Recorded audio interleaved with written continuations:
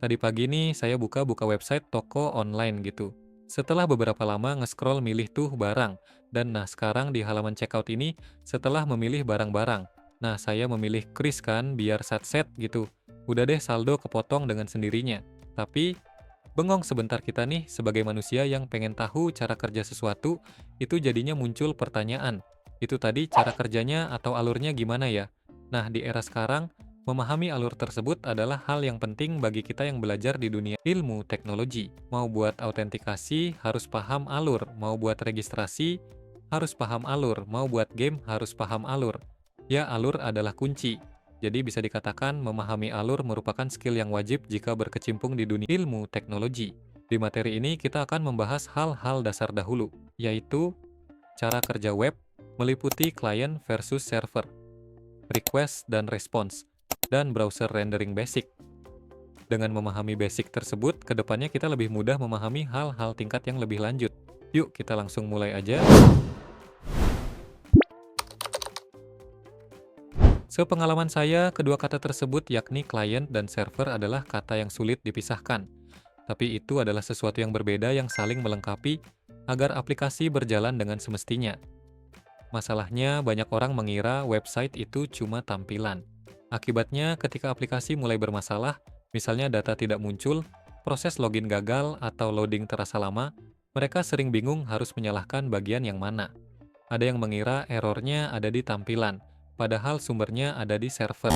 Ada juga yang mengira servernya bermasalah, padahal ternyata kliennya yang tidak mengirim permintaan dengan benar.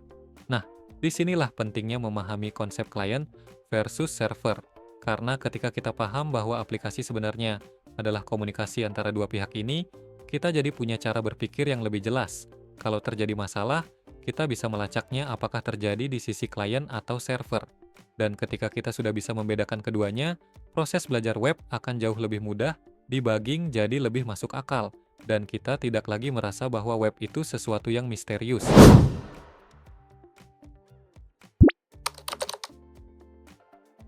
Nah, setelah kita memahami bahwa ada dua pihak utama dalam web, yaitu klien dan server, kita mulai masuk ke bagian yang paling sering terjadi setiap kali kita membuka website, komunikasi di antara keduanya. Masalahnya, kebanyakan orang hanya melihat hasil akhirnya saja. Kita klik tombol, lalu berharap sesuatu muncul. Tapi ketika hasilnya tidak sesuai harapan, misalnya halaman terasa loading terus, data tidak muncul, atau tombol seperti tidak bekerja, kita sering bingung sebenarnya yang gagal itu di bagian mana. Apakah websitenya rusak? Apakah internetnya lambat? Atau memang sistemnya sedang bermasalah?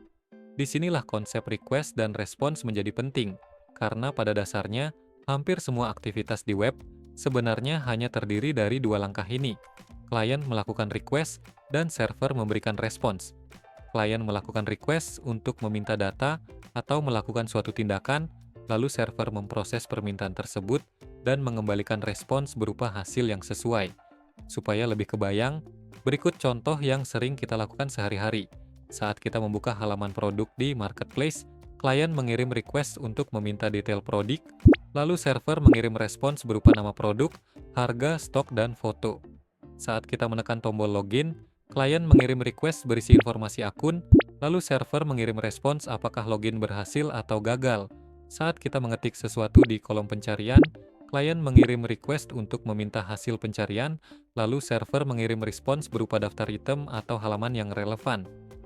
Saat kita menekan tombol checkout, klien mengirim request untuk membuat transaksi, lalu server mengirim respons berupa hasil transaksi. Apakah berhasil, gagal, atau perlu langkah tambahan? Ketika kita memahami alur ini, kita jadi punya cara berpikir yang lebih jelas.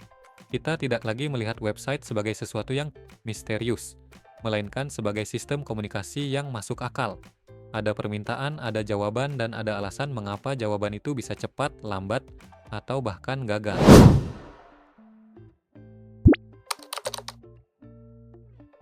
Setelah kita mendapatkan gambaran tentang proses request dan response, mari kita berpindah dahulu ke penjelasan sederhana bagaimana browser melakukan rendering. Karena banyak orang mengira tugas browser hanya membuka website, padahal browser sebenarnya melakukan pekerjaan yang cukup besar. Browser bukan sekadar menampilkan halaman, tetapi juga harus membaca isi halaman, menyusun strukturnya, memuat tampilan, lalu memastikan semua interaksi seperti tombol, form, dan animasi bisa berjalan dengan normal.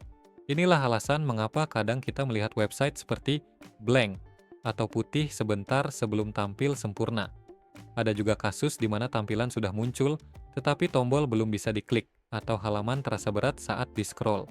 Hal tersebut bukan selalu karena server lambat, tetapi bisa terjadi karena browser masih memproses dan menyusun halaman agar siap ditampilkan.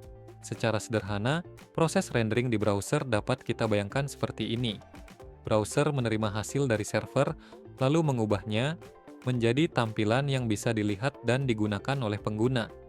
Jadi, setelah server mengirim respons, pekerjaan belum selesai, karena browser masih harus membangun halaman tersebut sebelum kita benar-benar bisa berinteraksi dengan website. Nah, jadi sampai sini kita sudah punya gambaran besar tentang cara kerja web. Kalau kita sederhanakan, alurnya itu begini. Klien itu pihak yang minta, server itu pihak yang jawab, dan browser itu pihak yang menyusun lalu menampilkan. Jadi waktu tadi saya check out pakai QRIS dan saldo kepotong otomatis, itu bukan terjadi karena sihir ya, tapi karena ada proses komunikasi yang rapih, klien mengirim permintaan pembayaran, server memproses transaksi, lalu browser menampilkan hasilnya ke layar kita. Dan setelah kita paham tiga pondasi ini, client versus server, request dan response, dan browser rendering, kita jadi punya kacamata baru saat melihat website. Kalau suatu hari kamu nemu website loading lama, data nggak muncul, atau tombol nggak bisa diklik, kamu nggak akan panik lagi. Karena kamu sudah tahu cara melacak masalahnya. Apakah dari sisi klien, server, atau dari browser yang sedang merender halaman. Selanjutnya, mungkin saya akan membahas HTTP, API dasar, dan format JSON. Oke, sekian dulu materi kita tentang cara kerja web.